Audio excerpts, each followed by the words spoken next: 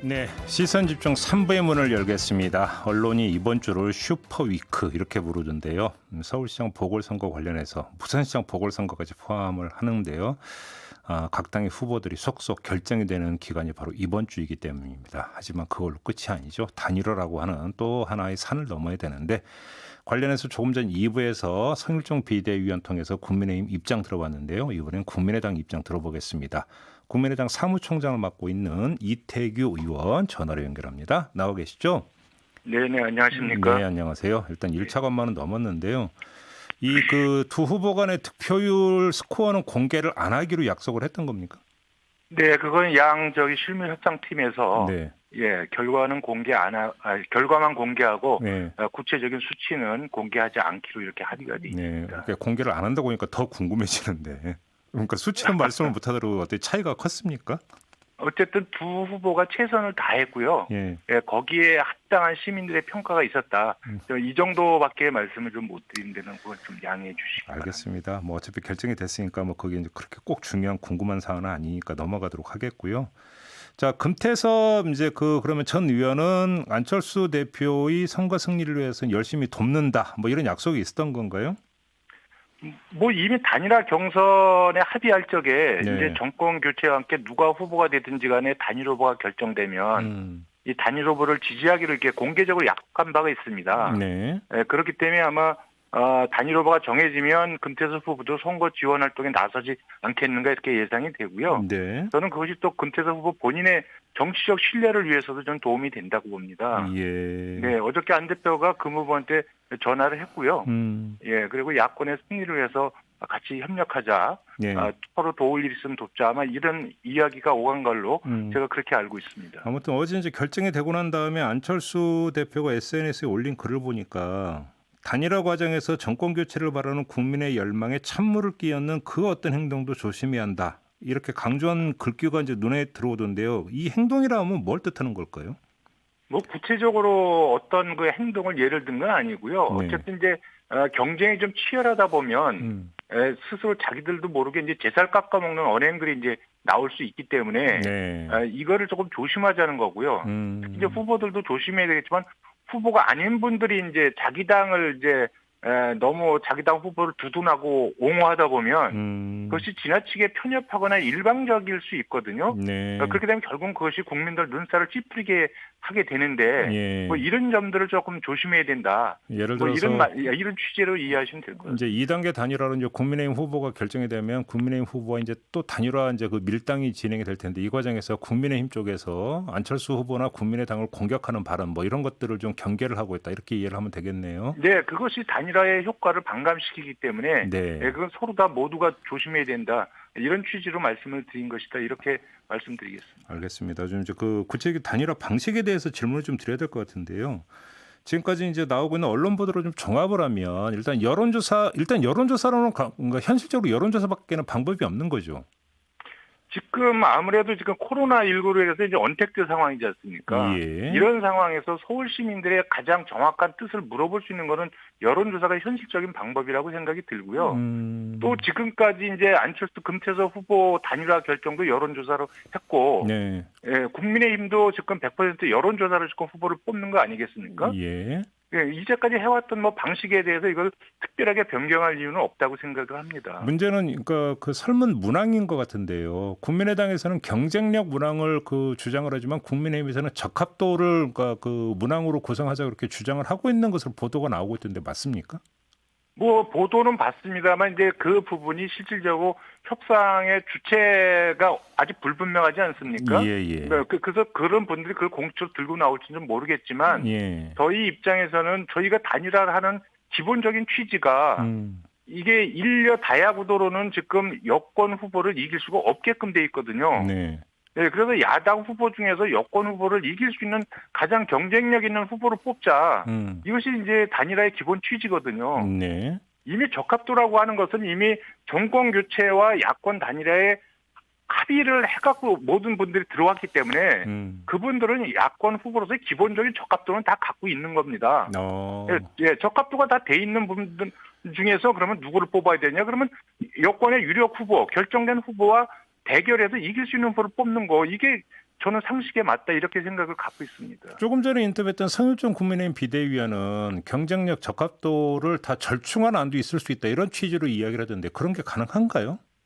뭐 다양하게 저기 문항을 설계하는 경우에서 그걸 반영할 수는 있겠지만 네.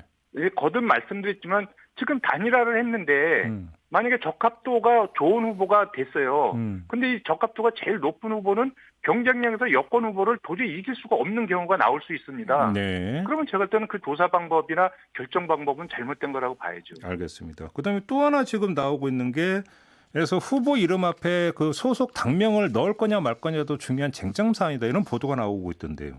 글쎄요, 그거는 그것까지 쟁점이 될지는 모르겠지만 예. 지금 서울시장 후보가 되겠다고 하는 후보들이라면 앞에 수식어가 필요가 없고 네. 이름 석자를 가지고 적어도 시민들이 판단할 정도가 돼야 된다고 봅니다. 예. 그것이 판단이 안 되는 후보라면 저는 기본적으로 후보에 자격이 없다고 생각을 합니다. 그냥 당명에 의존할 후보라면 경쟁력이 있겠느냐 이런 말씀이신 거죠? 그렇습니다. 네. 그러면 뭔가 굳이 당명이라는 게 전혀 중요하지 않다 이런 뜻으로 이해를 하겠습니다, 의원님. 네.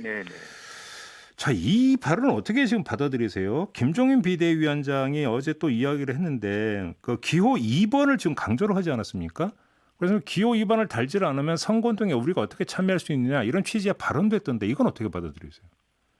저는 아마 김종인 위원장님의 그런 말씀은 어쨌든 국민의힘 소속으로 후보를 내서 네. 이기고 싶은 아마 그런 마음을 표현하신 거라고 봅니다. 네. 그러나 지금은 제가 볼 적에는 그 선거의 객관적인 상황, 서울시장 선거에서 이기겠다는 큰 틀에서 봐야 한다는 이런 말씀을 좀 드리고 싶고요. 예. 지금 시민들은 인물을 요구하는데 정당 대결을 고집하면 야권은 저는 100점 100패라고 생각이 듭니다. 그래서 이것이 민주당 대 국민의힘 대결로 가면 국민의힘이 민주당을 이길 수 있겠습니까?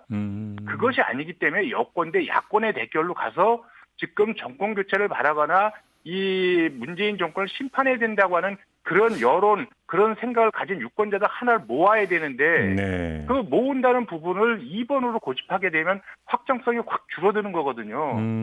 저는 그래서 그런 부분은 굉장히 신중해야 된다.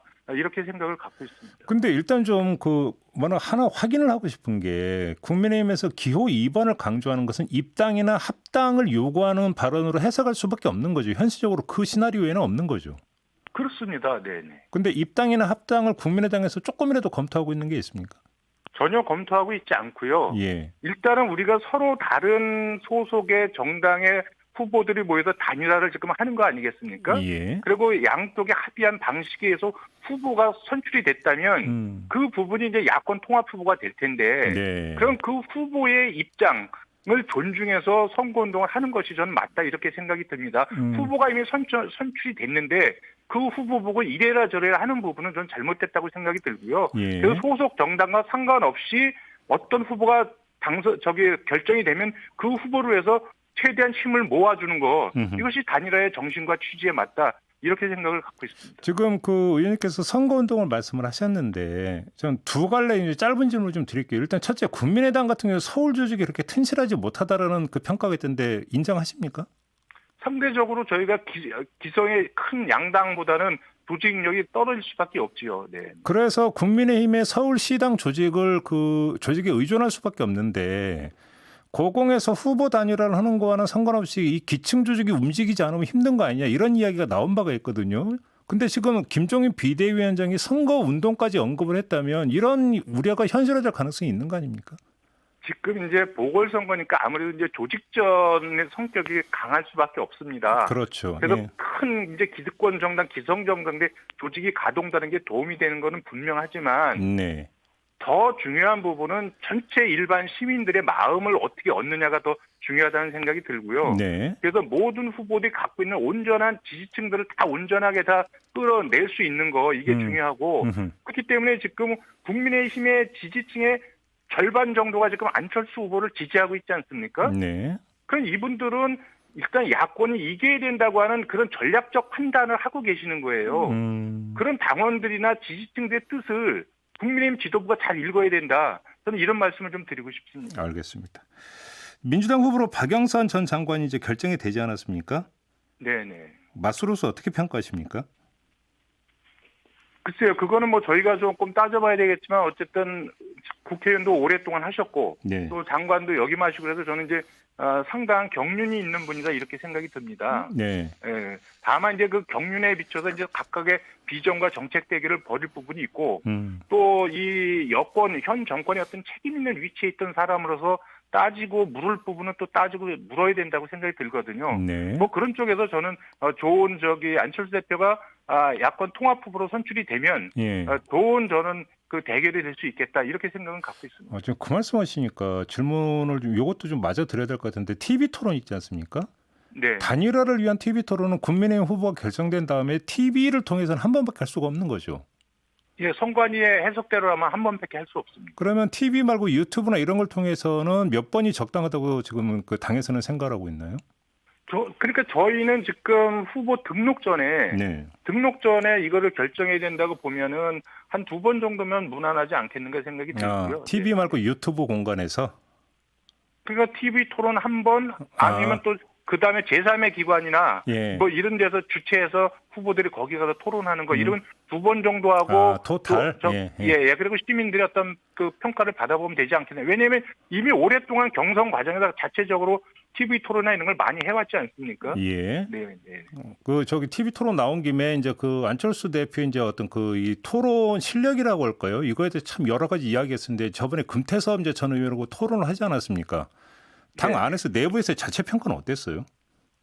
뭐 저희도 그냥 무난했다고 이렇게 평가하고 있습니다. 그리고 이게 지금 TV 토론 한번 보고 그것이 이제 시청자분들 각각에다 생각이 다른데 네. 여기서 TV 토론 누가 이겼다 졌다 하는 것 자체가 저는 굉장히 비과학적인 그 평가라고 생각이 들고요. 중요한 부분은 말을 잘해도 그 사람이 시장감이라고 평가하는 건 전혀 다른 영역이거든요. 예, 물론이죠. 그렇기 때문에 그렇기 때문에 이번에 안철수 대표가 변호사들이나 뭐 이 아주 그 달변가보다 말씀을 잘할 수는 없다고 생각이 들어요. 그렇지만 중요한 부분은 시장으로서의 능력과 얼마만큼 진정성을 갖고 있느냐 이 부분에서는 저는 안철수 대표가 굉장히 좋은 평가를 받고 있다 이렇게 생각하고 있습니다. 알겠습니다. 아까 드렸던 질문 좀 확인 질문 하나만 드릴게요. 일단 지금은 워낙 시간이 촉박하니까 그렇다 하더라도 만약에 서울시장 보궐선거가 끝난 다음에요. 네네. 끝난 다음에도 합당의 여지는 전혀 없는 겁니까? 지금 합당이나 뭐 양당 간의 합당이 문제가 아니고요. 예.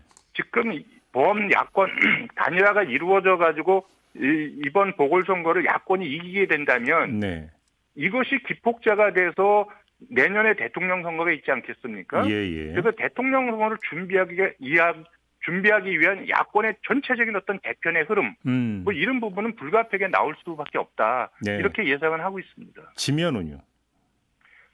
지면 내가 볼 때는 야권도 그거대로 다시 재편을 하겠죠. 어떤 경우든 재편은 불가피하다 이렇게 보고 있습니다. 어떤 경우든 야권발 정계 개편은 불가피하다. 반드시 있을 것이다. 이런 말씀이시네요. 저는 개인적으로 그렇게 보고 있습니다. 알겠습니다. 자, 이렇게 좀 마무리를 해야 될 것 같네요. 오늘 말씀 잘 들었습니다. 고맙습니다. 네네, 고맙습니다. 네, 지금까지 국민의당 사무총장을 맡고 있는 이태규 의원이었습니다.